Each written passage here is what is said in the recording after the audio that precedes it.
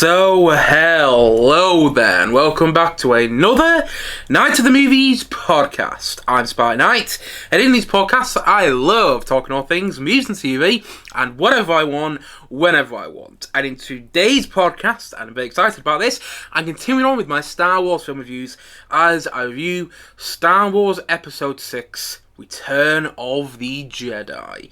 So, let's get into it, shall we? Star Wars Episode 6, Return of the Jedi, was released all the way back in 1983, and this was the third Star Wars movie to be released. I know in the timeline, if you take out the spin-off movies, this is the sixth film in the timeline. For the longest time, I thought when I was a kid, this was the sixth Star Wars film to be released, but actually it was the third Star Wars movie to be released, and the second, which is credited as being not directed by George Lucas. George Lucas is not credited as a director of this film. Instead, the director is credited as Richard Marquand, a director who I am not really familiar with other than this film. And there have been a lot of rumours surrounding this film as to whether Richard Marquand, who is credited as directing this film, as I just said, was actually a ghost director on this movie, and that George Lucas actually directed it. He was the person behind the camera giving direction to every scene.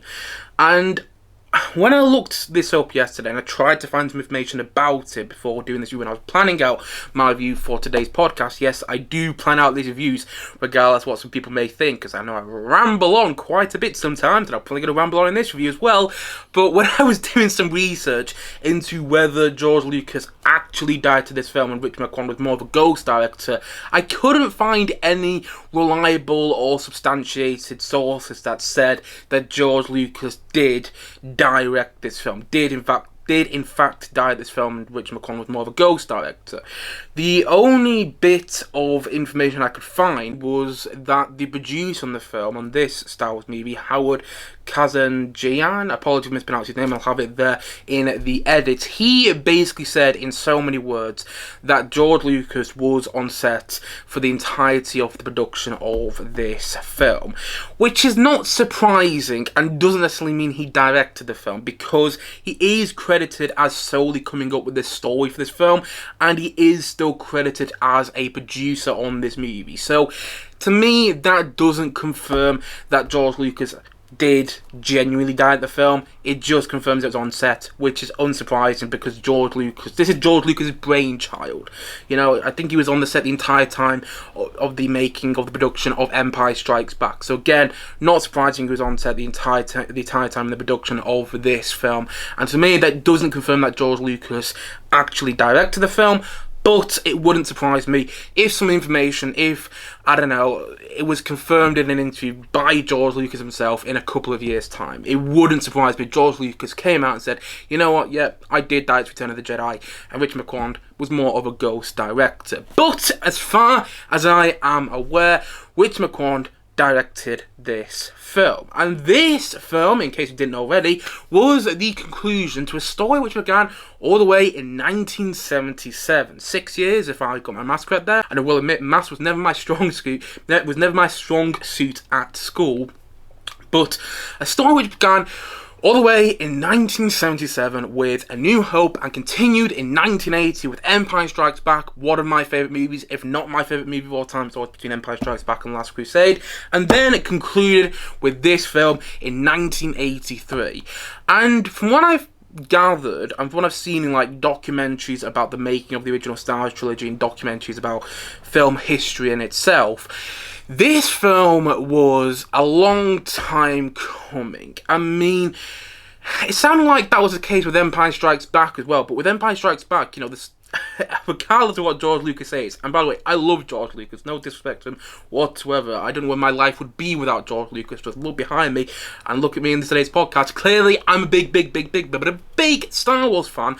But regardless of what George Lucas says, A New Hope was never meant to have sequels. This was never meant to be a 9-part saga. The only reason A New Hope got sequels because it was such a success at the box office and critically. But that's why Empire Strikes Back took so long to come out, because they were coming up with the idea for a sequel after, it took 3 years to get the sequel. Well, took 2 years, should I say. It took 2 years to make the sequel come together, and then a year to shoot the sequel, and then obviously it came out in 1980.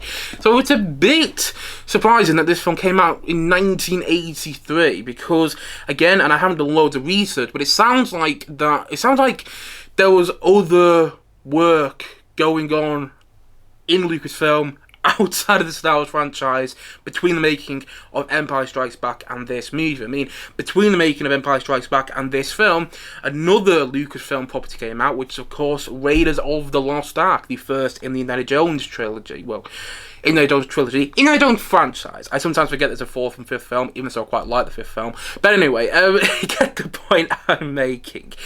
During the production of Empire Strikes Back and Return of the Jedi, another Lucasfilm property came out and became iconic. But yeah, I can understand why people were waiting for this film for quite a bit of time, because it sounds like, I mean, again, no disrespect, but George Lucas was a bit lazy in between the making of Empire Strikes Back and this film. Or maybe he wasn't lazy, maybe he was trying to get the property, maybe he was trying to get the story the way he wanted it to be. I don't know. But when this film came out, the story wasn't right for everybody. From what I gathered, and again, I've done loads of research. I'm not somebody who does loads of research when I do these reviews, but from what I gathered, when this film came out, it was not loved the same way that A New Hope and Empire Strikes Back were loved when they first released.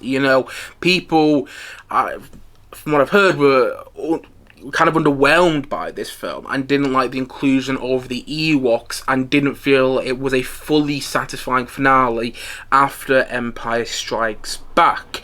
However, when I was a kid, this was the film which this was the Star Wars film which really captured my love of Star Wars. Like, I remember being a kid and watching this film for the first time and falling in love with the Ewoks. The problem that many people had with this film, which is the inclusion of the Ewoks, too many people thought it was aimed at kids, and perhaps that was the case. Perhaps the Ewoks were more aimed at kids than anything in the previous two Star Wars movies or anything in this movie outside of the Ewoks. But when I was a kid, the Ewoks were the thing that always made me have this strong affection towards a film. Whenever I thought of Return of the Jedi, and I thought about rewatching it, over the past, a million times I have rewatched it, I would think, oh, that's great, I get to watch the Ewoks again, So yeah, from a young age, I have loved Return of the Jedi. I loved all the space battles in it, I loved all the battles, I loved the Ewoks, I loved all the new settings, the host up in Jabba's palace, and the emotion that runs through the lightsaber duel between Luke Skywalker, Darth Vader, and the Emperor at the end, or towards the end, should I say, towards the end, in the big finale of this film.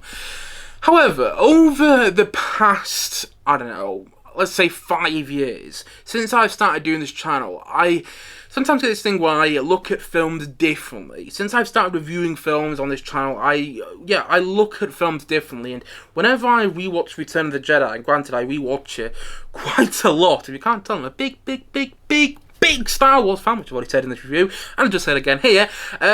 Whenever I've rewatched Return of the Jedi over the past 5 years, it hasn't worked to me quite as much as it worked when I was a kid. I have viewed it in another light, and although I've always loved the film, I've never disliked it, I never just liked it even.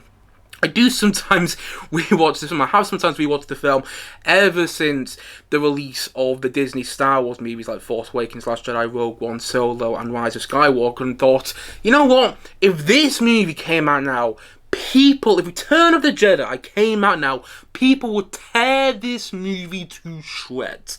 And that's because and the reason I thought that was because I was so absorbed by social media and the way people were reacting to Disney Star Wars over the past decade now, and I've started to take a step back from that. I'm starting to, take a step back from certain Star Wars fans online who just complain on and on about Disney Star Wars. But there have been a couple of times when I rewatched Return of the Jedi over the past 5 to 7 years and thought, Well, if this movie came out now, people just tear it to shreds. I do think that there is this nostalgia which comes with the movie, which makes people just not see the problems. Because I think in places this film is the weakest of all three Star Wars movies. I have often thought over the past 5 to 7 years when I've rewatched this film that this is the weakest written of all three of the original Star Wars movies. And at times, again, I've always loved it, but I haven't loved it quite as much as I loved it when I was a kid. When I was a kid, I remember watching this film and getting to the end of it and just thinking, wow, what a perfect finale. Whilst when I've rewatched the movie over the past 5 to 7 years, I haven't always felt that. But yesterday, when I rewatched the film for the first time, well, I say for the first, I'm about to say I can't speak apparently today. I am not with it because hay fever starts to get to me at that time of the year. But anyway, when I rewatched the film yesterday for the first time in about 5 months, which isn't actually that long of a period, it all just clicked for me. I felt the same way about this film that I did when I was at a much younger age. I felt the same way about this film like I did when I was a kid, and I haven't felt like that for a while. And I don't know what it was, because I watched this on my TV. You can't see it in my bedroom, but I've got a TV quite literally right next to me as I'm recording this review today. Yeah, I was watching this on my TV, and I was so into it. And the odd thing was, that it was about 5 months ago that I watched it in the cinema. Usually when I watch it from the cinema, it's when it works for me the most. But funnily enough, and I don't know what it was, maybe I was having a bad day, but when I went to go and watch this in the cinema, is when it worked for me the least. Again, I still loved it when I saw it in the cinema, but there was something about which didn't click with me like it clicked with me last night. When I watched this film yesterday, I fell in love with it all over again. I was reminded as to why I fell in love with Return of the Jedi all those years ago when I watched all the Star Wars movies in chronological order for the first time. I remember why I fell in love with the movie, and it's not just because of the Ewoks. I mean, the Ewoks, I've got my Ewok down here, my cuddly toy Ewok. I mean, just look at that.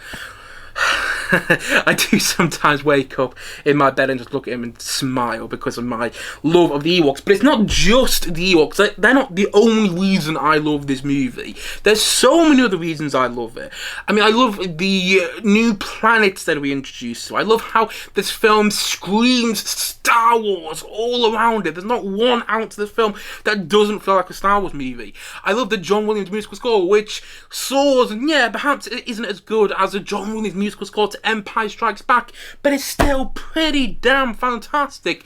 I love all of this space battles going on towards the end of the movie and the big finale. I love the finale of the film where you've got 3 main storylines. You've got the storyline with Lando and Ninoob in the Millennium Falcon trying to destroy the second Death Star. You've got the storyline on Endor with the Battle of Endor and them trying to destroy the shield generator on Endor. Han Solo, Leia, and the rebellion on Endor trying to take down the Empire there. And then you've got the storyline with Luke and Vader and the Emperor on the second Death Star and the duel between them 3.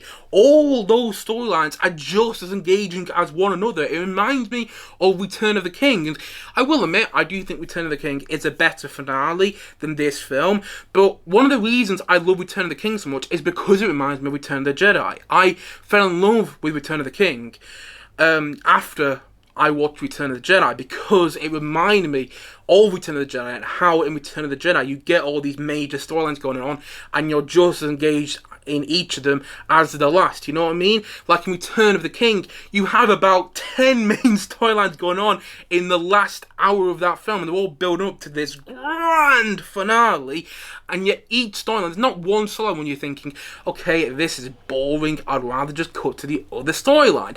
And I think the reason I felt that with Return of the King was because of Return of the Jedi, if you follow my thinking. Again, I don't know how much I'm making sense. Damn you, hay fever! But you get the point I'm making. I love how all the storylines in this film are as engaging as one another, and the Emperor is a threatening villain that I have loved ever since I saw this film. Funnily enough, my brother is not a big fan of the Emperor. Sometimes when I say to him, oh, do you want to buy this Emperor action figure? Because, you know, clearly I collect a lot of action figures, and I still collect a lot of Star Wars figures. I still collect a lot of Star Wars merchandise. I love Star Wars Lego, and a lot of Star Wars Funko Pops. I mean, just look behind me. I got an Ewok Funko Pop just then. I got a Boba Fett Funko Pop. I don't know how well it's showing on the camera, but I got that behind me as well. But I still collect, me and my brother still collect a lot of Star Wars merchandise, and my brother has never been a big fan of the Emperor, and I've never understood why. I love the Emperor because every time he's on screen, he has this dominance. He's got this threatening dominance about him, and I think that's because of Ian McDiarmid's performance, and also because of the way he is written, because of the way that character was built up before this film. You know, our introduction to the Emperor was in that brief scene in Empire Strikes Back when Vader talks to him on the hologram, and in this movie you see the power of him. All he does is raise his hand and lightning bolts come out of it. It's, I mean, just that alone gives me goosebumps. Me thinking about the Emperor using his power, I'm like, yes! This one makes me love the character so much. And the funny thing was, when I was a kid, I thought Ian McDiarmid, who plays the Emperor, I thought he was dead old when he played the Emperor in this film. He really wasn't, because he went on to play the Emperor. Yeah, he played Emperor Palpatine, aka Senator Palpatine, in the Star Wars prequels, and all three of the Star Wars prequels. And then he returned to play the Emperor again, controversially, should I say, in The Rise of Skywalker. So he's played the Emperor in all three Star Wars trilogies. But I remember watching this when I was a kid thinking, God, they must have got a really old man to play the Emperor. And actually, he wasn't that old when he played the Emperor in this film, which has always made me laugh. But yeah, I think Ian McDiarmid is sensational as the Emperor, and I love the Emperor, and I love how he's used in this film, how Vader realises what the Emperor's been doing to him, and that scene where Vader throws the Emperor into the shaft, I think that's what it is, I think it's the air shaft of the second Death Star, and, well, quote-unquote, kills the Emperor. He doesn't kill him, because we know he comes back in Rise of Skywalker. But I love how that's all done. I love that whole duel, the whole sequence. The duel between Luke, Vader, and the Emperor is emotionally engaging. It's probably the most emotionally engaging of all the Star Wars duels in the Star Wars franchise. I do think that the duel, and I didn't really talk about this in my Empire Strikes Back review, but I do think the duel between Vader and Luke is emotionally thrilling in Empire Strikes Back, but I think this, somehow they topped that with this movie. And also it's the most visually engaging of all the duels in all the Star Wars franchise.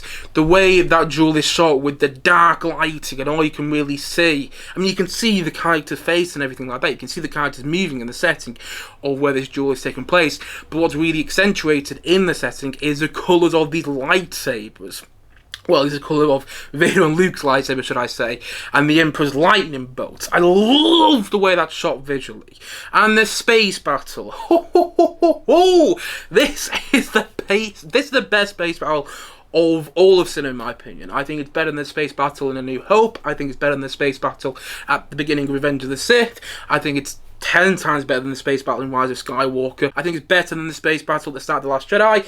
And I think it's better than the space battle in Rogue One, which I think is a very close follow-up, by the way. I love the space battle at the end of Rogue One. But the reason I love the space battle in this movie is because of how it's done. It's clever. You know, the way it's done. I mean, Adam Lapti going, it's a trap. I mean, the whole space battle gives me goosebumps. Lando flying the Falcon with Nine, working with Rebellion to take down the second Death Star. I mean, the whole space battle is insanely good to watch. And then you get the Battle of Endor, which I have always loved and tried to recreate in my garden many of times. I love the Battle of Endor, and I particularly love it because you get the Ewoks, these indigenous creatures that don't rely on machinery at all, barely even use, don't use machinery at all, take down this machined empire. You have the indigenous creatures in this planet take down the Empire, which I have always found insanely satisfying and outrageously enjoyable to watch. Maybe outrageously enjoyable is not the right phrase, but you get the point I'm making. I've always found it ludicrously enjoyable to watch. Whenever the Ewoks come out and save Han, Leia, C-3PO and R2-D2 just before the Battle of Endor begins, and they begin the Battle of Endor and start taking down all the stormtroopers and Imperial officers and whatnot on Endor, I want to stand up and cheer because I have the biggest grin on my face because I love the Ewoks so much. Hence why I have a big Ewok Cully toy here.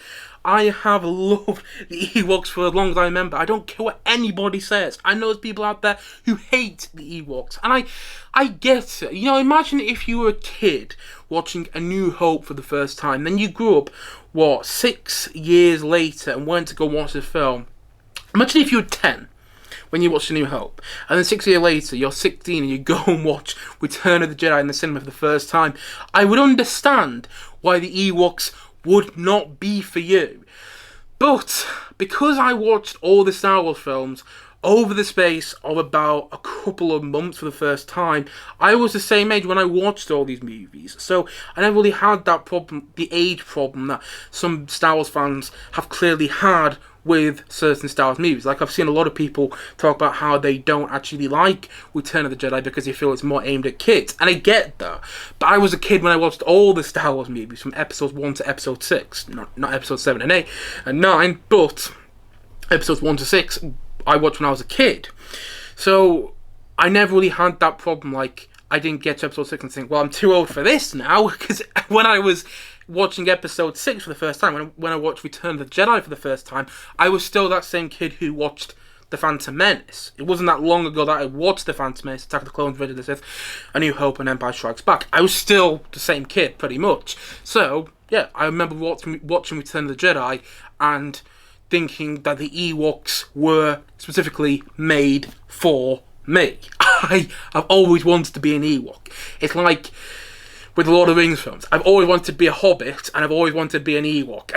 I love the idea of these indigenous creatures taking down the Empire, and I love the way they're incorporated into the film. And I don't usually say stuff like this, but heck, this is my channel, so I'm going to say whatever I want. I love how cute they are. I love how adorable they are. I know that's not a great piece of that's not a great positive when it comes to this film, but I think, to me, the reason I've always loved the Ewoks, if I'm really going to think about it and answer this question properly, is because they've always been the heart of the film to me. You know, as much as the heart of the film is in our central main characters, Luke, Han, and Leia, and the relationship between them three, I feel that becomes stronger, and I'm not really sure why, but I feel that becomes stronger when you see the Ewoks in this film.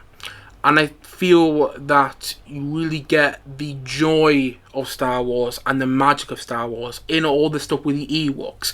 I know that originally the plan was that Endor would be a Wookiee planet and that the Wookiees would help defeat the Empire alongside the Rebellion, and that was changed to the Ewoks.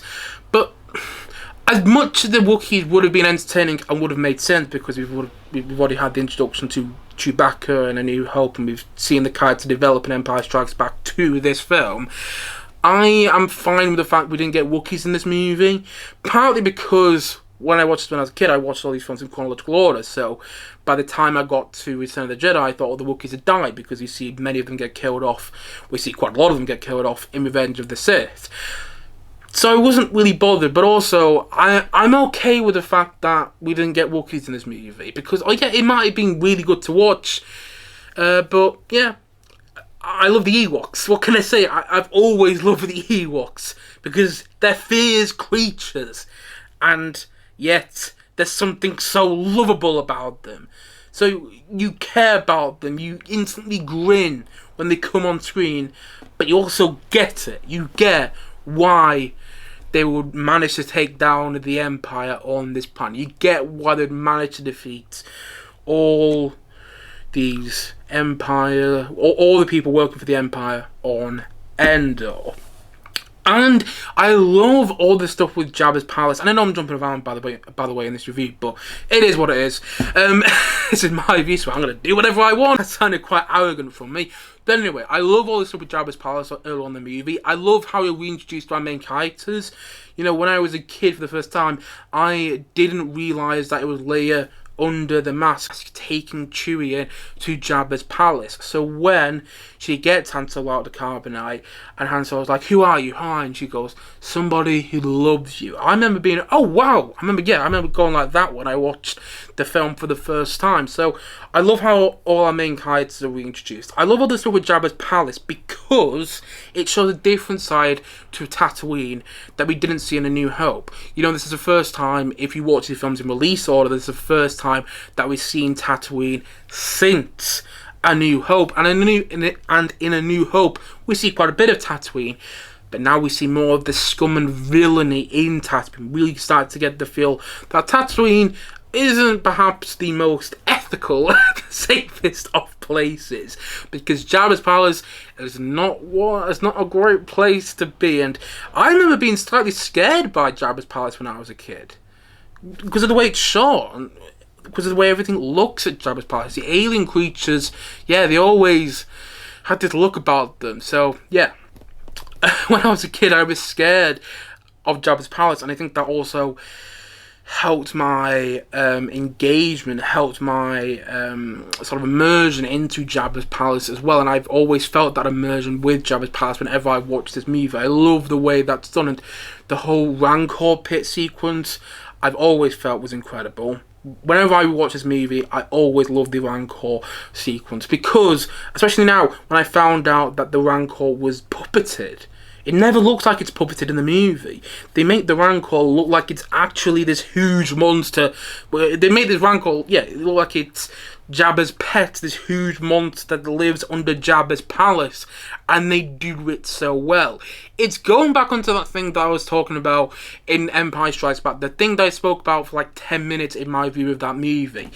The special effects and the visual effects, particularly with Empire Strikes Back and this film with Return of the Jedi, have aged like fine wine. They've aged beautifully. I think slightly more so with Empire Strikes Back, but with this film, the visual effects and the special effects still blow me away. They still look better than some of the special effects and visual effects you see in movies nowadays. I'm sorry, but that's just a fact.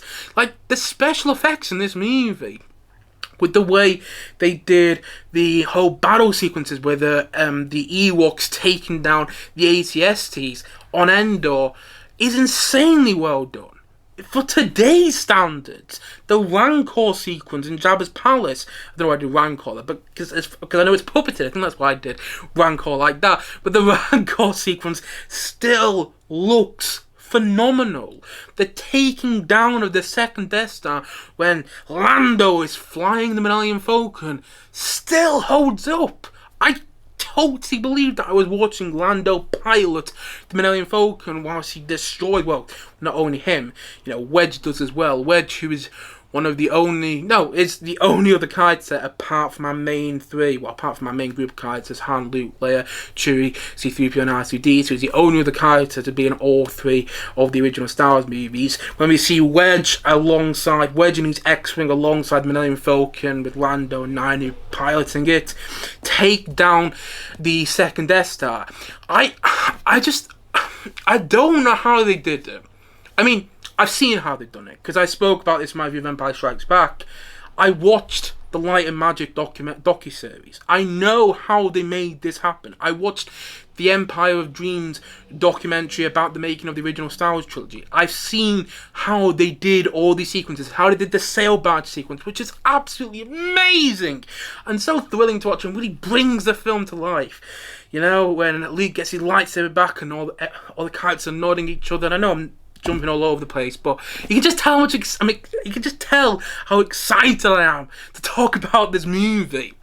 But going back to what I was saying, the special effects and the visual effects, I don't know. I mean, I know how they did it. Technically, I've seen footage, I've seen images of how they did it, and I've seen people who were working behind the scenes of this movie talk about how they did it, talk about the process of making the special effects and the visual effects come to life. But I don't know how they did it, you know? I'm still watching this film, I'm like, this is the definition of magic in cinema.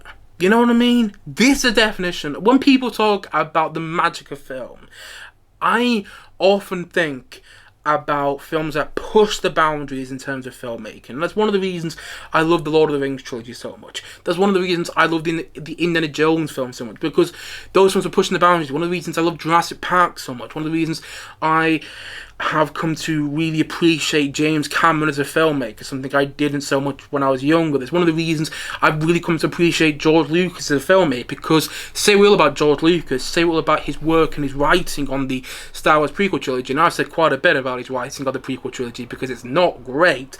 It's like George Lucas forgot how people speak when it comes to those movies, but he was always trying to push the boundaries with special effects and visual effects when it came to those films, and he did that with the original Star Wars trilogy as well. He's spoken about that with every Star Wars movie. He always wanted to push the boundaries in terms of filmmaking. He always wanted to push it to somewhere it hadn't been before, and you can see that in some of the sequences in this film. The speeder bike chase through the forest, that's still, again, looks authentic. It looks like our characters are on these speeder bikes and actually going through the forest. I know they weren't, but it looks like that. It looks like the speeder bike you can actually go on, whilst you can't. And I love when you totally buy into a special effect or visual effect in a movie. And I totally buy into the visual effects and the special effects in this film. 100%. This film has aged, well, for the most part, like fine wine. And I say for the most part there, because of the remastered version of this film. When I rewatched this film yesterday, I rewatched it on Disney Plus. I'm rewatching all the Star Wars movies on Disney Plus because I love the way they look on Disney Plus, with the whole 4K restoration. And when I rewatched this film on Disney Plus, it was the remastered version. It was not the original cut of this film. The original version of this film had a different song in Jabba's palace. It was Lapti Neck. In the remastered version, it's Jedi Rocks.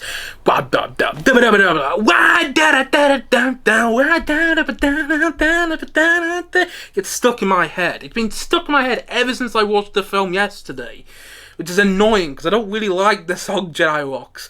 But there's something catchy about it. It's an earworm, you know? And there were other changes within the film, like Darth Vader screaming no behind his mask as he throws the Emperor into the shaft of the second Death Star. And there was some advancements in the visual effects, like I think the Sarlacc pit was done completely with visual effects, completely with CGI in the remastered version, whilst in the original cut it was, I think, puppeted like the Rancor was. And what else was done? Oh yeah, that was the other change, is the Force Ghost at the end of the movie. I've actually got a toy here, and I've off camera there in a second, haven't I? I've got a toy of the original Anakin Skywalker from the original cut of Return of the Jedi, because originally the Anakin Skywalker that you saw as a Force Ghost at the end of Return of the Jedi was the actor that you see when Luke takes off Vader's mask towards the end of the film. But after the prequels released and after Revenge of the Sith came out, they changed the Force Ghost at the end of Return of the Jedi to be, well, they changed the Anakin Force Ghost to be Hayden Christensen's Anakin. That change, I think, is okay. I think they get away with that because it makes sense. If you, as Star Wars prequel fan, if you watch the prequels, it makes sense that you see Hayden Christensen's Anakin Skywalker again at the end of the Star Wars. Well, again at the end of this movie, because he was the chosen one all along. He did fulfill the prophecy, as they say, in the Star Wars prequels. But I don't think all the changes in the remastered version are great. Particularly the song in Jabba's palace. If you watch the original song on YouTube, you know, as I did before doing this review today, there's a comparison video online of Lapti and Jedi Ewoks as the songs in Jabba's palace from earlier on in the movie. When you watch Lapti, the original song that was used on the original cut of this movie, it's far better because it sounds like a song made by alien creatures. Whilst Jedi Ewoks, although it's not a terrible song, I mean, I'm not really a fan of it, but it's not a terrible song. It's just more of an earworm than anything. It sounds like a sort of bluesy record. It sounds like it was made by a rock band, and not a Star Wars rock band at that. And I don't really like that about it. It doesn't sound Star Wars to me. And the visual effects that they added into the remastered version of Return of the Jedi really don't look that good, and don't look like Star Wars to me. I mean, the visual effects for the CGI of the Sarlacc pit is fine. I prefer the look of the old Sarlacc pit, but I'm fine with the look of the new Sarlacc pit. But it's more of the creatures that they added in with the CGI in this movie that there's just something about them which rubs me up the wrong way. Yeah, I don't like the CGI in Jabba's palace. I always preferred the costume design and practical effects that they used to bring the creatures to life in Jabba's palace, like the practical effects that they used to bring Jabba to life. I still don't know how they made that work. They made Jabba a believable sort of mob boss, and it's like, well, how do you do that? But again, somehow they made it work, and I think that's because of the magic of Star Wars. But there are parts of this film which I do think have taken away from the magic because of the remastered version. I don't think the CGI in the remastered version is bad. I don't think that at all. I just prefer the sort of old-fashioned look of the film. I prefer the practical and the special effects used in the original cut of this movie. So I'm not a hater on the remastered version of this film. I understand why some people might be, but I'm also not a great admirer of the remastered version of this film. Because I do think they made some mistakes, particularly Jedi Ewoks. That was a big mistake in my opinion. And is it other things I've got to talk about this movie? Of course! I've got to talk about the John Williams musical score. It wouldn't be a Star Wars review of mine without talking about the John Williams musical score. Well, without talking about the musical score as a whole, because John Williams didn't do the musical score to all the Star Wars movies. Well, if you're going to count the spin-offs. But he did do the musical score to this film nonetheless. And I, surprise, surprise, love the musical score to this movie. I particularly love the themes Parade of the Ewoks, Luke and Leia, and the Emperor. If you're going to look at the official soundtrack, like if you look at the complete score, there's far more music there. I've got the complete score on CD back there behind me in my room. The complete score has got a lot more music on there, which is absolutely phenomenal. Like, it's got all the music that plays during the battle sequences at the end of this movie.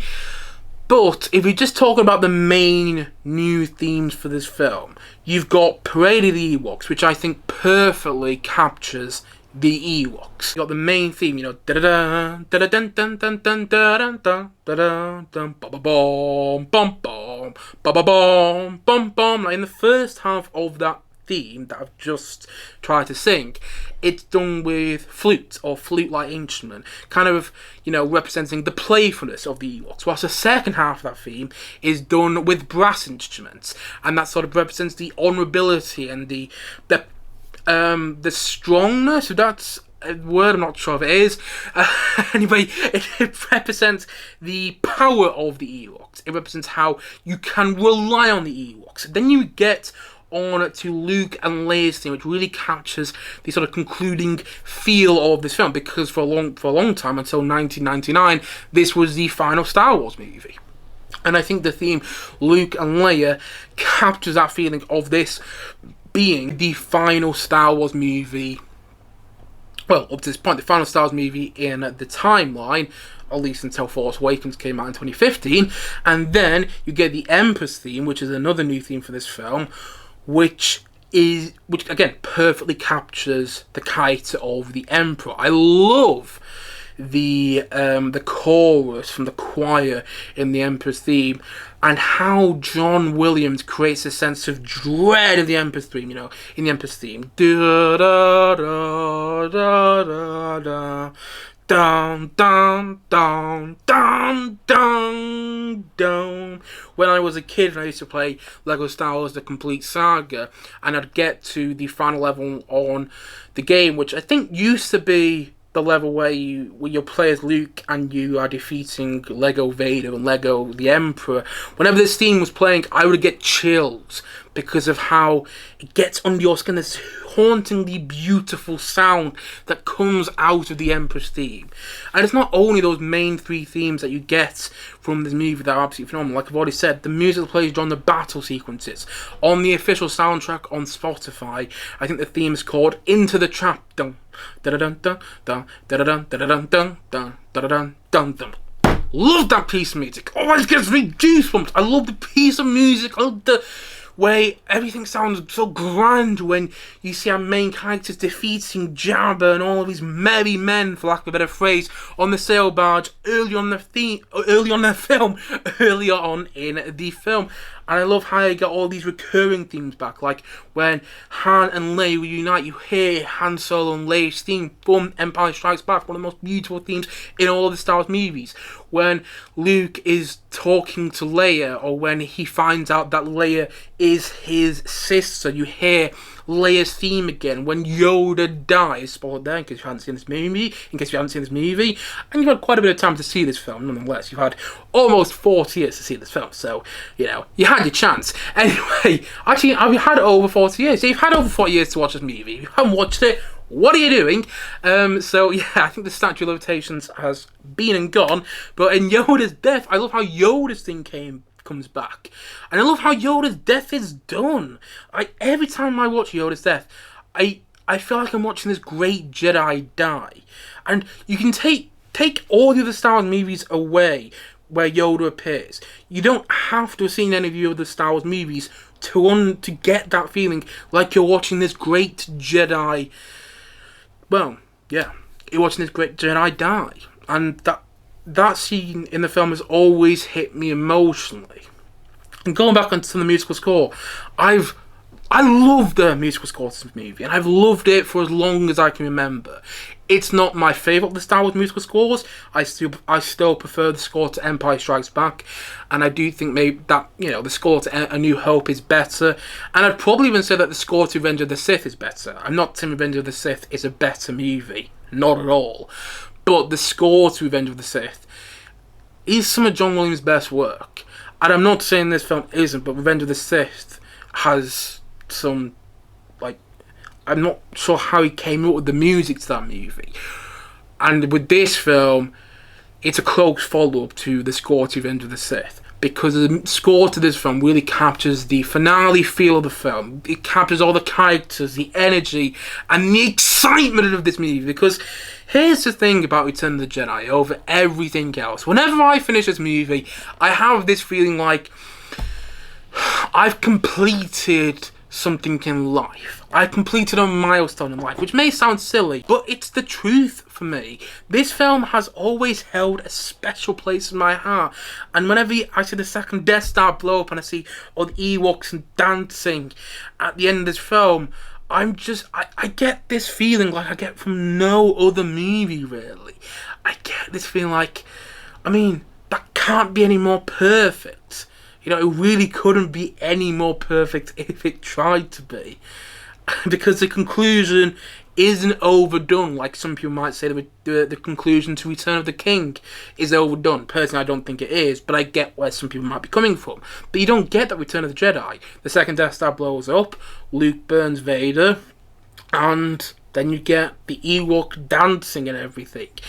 And I've always loved that ending to the film. It's always made me smile, and every time I finish this movie, whether I watch it in the cinema or whether I watch it from the comfort of my own home, I'm walking away from the film singing along to the John Williams Star Wars end credits. Whenever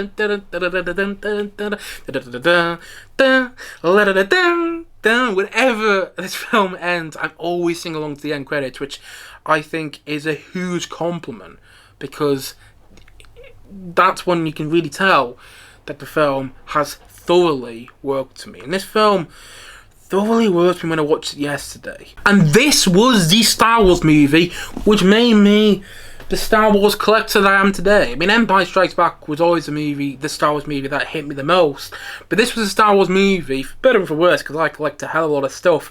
But this was a Star Wars movie which made me want to collect so much. It's the reason I've got this cuddly toy Ewok. It's the reason I've got a Funko Pop Ewok back there. It's the reason I've got all this Star Wars Lego in this room, that's some of which you can't even see. And I mean, you'd be surprised if you were able to see it all. It's the reason I've got like Star Wars Funko Pops all around this room, Lego Star Wars all around this house, and Star Wars figures all around this room too. This was the Star Wars movie that made me want to be a Star Wars collector. And you know what? It's been a joy being a Star Wars collector, and I'm always thankful to this movie for making that joy a reality. And the reason I've always loved this movie, regardless of sometimes when I come away from it and feel like I haven't loved it quite as much as I loved it when I was a kid. However, the reason I've always loved this movie is because it's a comfort film for me. And I know some people get a bit sniffy when you say like, oh, this is a comfort movie. You know, some people say, well, that's not a great compliment. But I actually think saying a movie is a comfort movie is a great compliment. I think it's one of the best compliments you can say about a film. Because a comfort movie implies that you can put it on and you can just relax to it. You can, you know, be sucked back into the world, and you can just escape from what's going on in reality. Whenever I watch this film, regardless of its issues, because it has issues, I do think that perhaps it's the weakest of all three Star Wars, of the original three Star Wars movies. I do prefer it over A New Hope, by the way, because I've always had this affection to this one that I didn't have with A New Hope when I was much younger. But I do think that it's perhaps the weakest written of the original trilogy. And some of the reveals, like Luke and Leia being brother and sister, I don't think was ever well done, because, well, when Luke is told that he has a twin sister, first of all, Kai Fisher and Mark Hamill don't look alike, but also, at least I don't think they look alike, but also, when he's told that, it's like, well, clearly no one else is going to be his sister, because apart from Mon Mothma, there's no other female characters in these movies. And it's not going to be Mon Mothma, because we hadn't met Mon Mothma by the time he's got a twin sister. So, anyway, there are parts of this film which I don't think work quite as well as it could have been, and the liminal section of the film leans more on the slower side, which isn't always to my liking. Although I'm still engaged by the liminal section of the film, it's not quite as engaging as it could have been if it was tighter. But I can get past those problems because this is a comfort film for me. And I love the fact that it's a comfort movie. I wouldn't say Empire Strikes Back. No, actually, it is a comfort movie. Empire Strikes Back, I don't know what I was about to say there. Empire Strikes Back is, without a doubt, a comfort movie to me as well. But this is a comfort movie that whenever I watch, I feel like that kid again that was watching the Ewoks for the first time and fell in love with them. Was watching this film for the first time and being was being blown away by this film, with being blown away by the finale, because it was just so satisfying, and it's still so satisfying now. I still feel like that kid whenever I rewatch this movie, and perhaps it's not a great thing, but I do think, for better or for worse, nostalgia is a good thing when it comes... Well, it's a big thing, should I say. Nostalgia is a big thing when it comes to movies. And I'm not saying nostalgia is the only reason I love this film. I'm not saying that at all. But I do think it's a big reason I love this movie. And I think it's a big reason it's been a comfort film for me. I think it's a big reason that this has been a comfort movie for me for such a long time.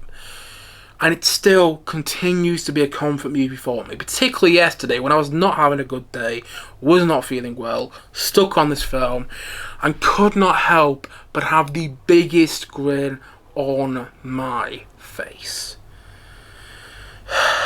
Because I think it's a perfect conclusion to this trilogy.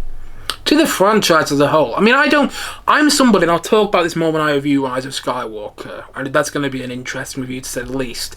But I'm somebody who doesn't mind Rise of Skywalker. But this is far and away the best conclusion to the Star Wars franchise that we got. And this should have really been the end of the Star Wars franchise. And I don't mind the sequel trilogy. I actually like the sequel trilogy. But to me, whenever I think of the finale of the Star Wars franchise, this is the film this is a film I think about. For all the reasons I've said in this review today. This film works for me, and in my opinion, is a worthy follow-up to Empire Strikes Back, which was a difficult thing to do, because Empire Strikes Back is often considered one of the best movies of all time, and it's often considered the best sequel of all time. But if you want to talk about great sequels and best sequels of all time, this is a damn good threequel. A damn good threequel. Yeah. It's a brilliant one at that. And so, all in all, I'm going to say that Star Wars Episode 6, Return of the Jedi, I'm going to say that it's a, you know what, I'm feeling generous today. I don't know why, because I'm not on top form, but I'm going to say that this film is a 10 out of 10. Yes, I know it has problems. I'm not going to sit here and say it doesn't. I've already spoken about some of the problems that the film has, and I could, if I stopped and paused the film bit by bit, I could talk about the problems with it. You know, Han Solo is more lovable in this film. He doesn't have the same edge to him, and that's because they had to put the Han Solo part in last minute because, you know, Harrison Ford was last minute on signing up to this movie. It wasn't until the last minute that he said he was going to do this film. So there are parts of the film which I don't love, and that's fine. However, I've always had this affection towards this film. And even now when I look at all the problems with the movie, I can get past all the problems because of how much I love the film. And I think that's another big plus that you can say about any movie. If you can still love a film and notice all the problems with it, then that shows you how much you love the movie. You can get past all the problems and still think, and still just have a whirlwind of a time with a film. And that's what happens whenever I rewatch this film. I can get past all the problems because of the feeling it gives me. I will say, I heard a couple of years ago that Steven Spielberg, who is probably my favourite filmmaker of all time, he almost directed this film. He was very close to directing it. George Lucas wanted him to direct it, but because of something to do with the DGA, I haven't really looked it up, and you can look it up in your own time if you want to, but because of something to do with the DGA, Spielberg didn't end up directing it. And sometimes I do sit there and think, God, what would this film have been like if Spielberg directed it? How amazing. I mean, this film is amazing anyway, but how more amazing would it have been? Like, this film would have been unimaginably brilliant, I think, if Spielberg directed it. I really think he would have somehow brought out the magic in this film even more so. So, sometimes I do think about this movie and wish it was directed by Spielberg, but you have to take a film for what it is. And I still think this film works regardless of who directed it. And one last thing, this is going to be the last thing because I know I've been rambling on way too long. But this was a movie that made me love Warwick Davis. Warwick Davis plays Wicket, the Ewok, the main Ewok that we see in this film. Yes, he plays Wicket the Ewok. And ever since I saw this movie, I've had this fondness for Warwick Davis whenever I see him in anything else. I even met Warwick Davis when I went to Star Wars Celebration in 2023 in London. I remember seeing Warwick Davis and just thinking, oh my god, there's an Ewok. So yeah, I've loved Warwick Davis ever since seeing this movie. And yeah, that's another reason I love it, because it's made me love Warwick Davis. It opened my eyes up to who Warwick Davis was, and I've seen Warwick Davis in about a gazillion things after this. So yeah, that's another reason I love it. Man, oh man, I have been going on and on with this review today, a lot longer than I was expecting to, so I'm going to round things up here by saying this.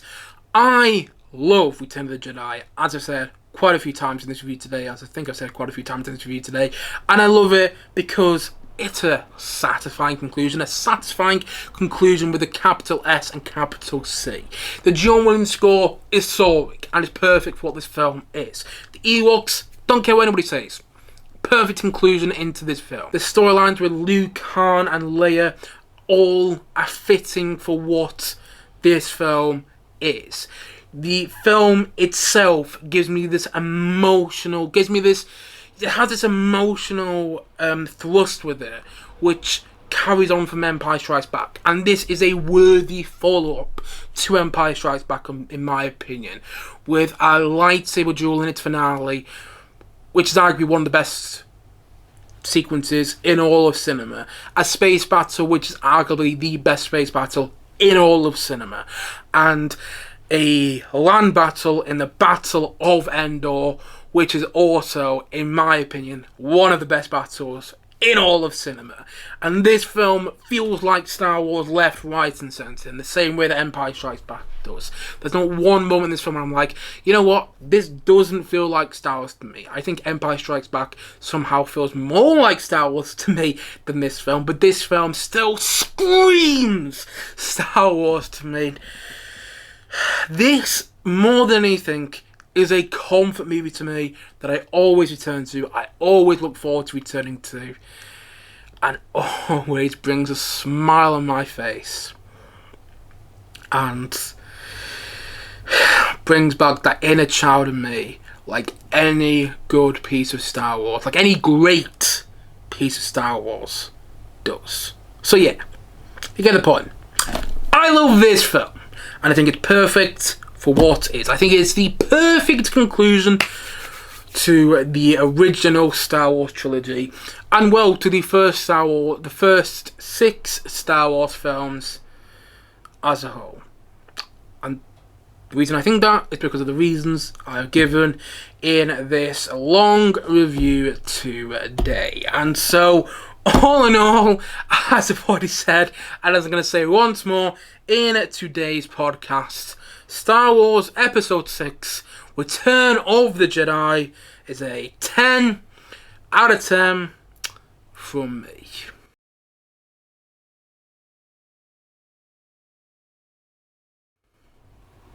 Anyway guys, that's it for today's podcast. If you have seen Star Wars Episode 6, Return of the Jedi, if you hadn't, I'd be very surprised. I'd be kind of unsure why you're watching this or listening to this review today. But if you have seen Star Wars Episode 6, Return of the Jedi, please let me know your thoughts on it in the comment section below. And as always, thanks for watching or listening to this podcast. And if you haven't yet, please do click down below and like and subscribe on this podcast. And look forward to many more podcasts and many more videos coming very, very soon on this channel. As I've already said, thank you so much for watching or listening to this podcast. And I will see you guys again soon. But bye for now. Bye.